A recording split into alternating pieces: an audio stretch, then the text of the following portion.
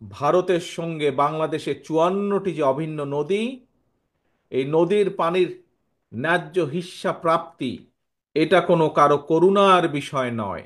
এটা আন্তর্জাতিক আইন অনুযায়ী এটি বাংলাদেশের প্রাপ্য, এটি বাংলাদেশের মানুষের প্রাপ্য। অথচ আমরা কি দেখছি? আন্তর্জাতিক নদী আইন, তিস্তা নদীর পানির ন্যায্য পাওনা আদায়ের জন্য আজকে আমাদেরকে আন্দোলন করতে হচ্ছে। বাংলাদেশের মানুষকে তথা উত্তরাঞ্চলের মানুষকে আজ আন্দোলন করতে হচ্ছে।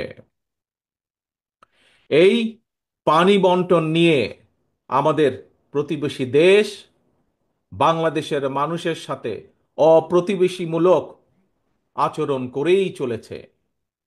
আপনাদের সকলের জানা আছে, আজকে প্রায় 50 বছর হলো ফারাক্কার অভিশাপ থেকে বাংলাদেশ মুক্তি পায় নাই। এখন আবার তিস্তা বাংলাদেশের জন্য আরেকটা অভিশাপ হিসাবে দেখা দিয়েছে। সব আন্তর্জাতিক আইন লঙ্ঘন করে আমাদের প্রতিবেশী উজানের গজলডোবায় একটা বাঁধ নির্মাণ করেছে, করে তিস্তার এই স্বাভাবিক পানি প্রবাহকে তারা নিয়ন্ত্রণ করে চলেছে। তাদের এই অপ্রতিবেশীমূলক আচরণের কারণে আজকে উত্তরাঞ্চলের লাখো কোটি জনগণ বন্যায়, খরায় দুর্বিষহ জীবন পার করছে। পানির অভাবে তিস্তার বুকে আজকে ধু ধু বালুচর,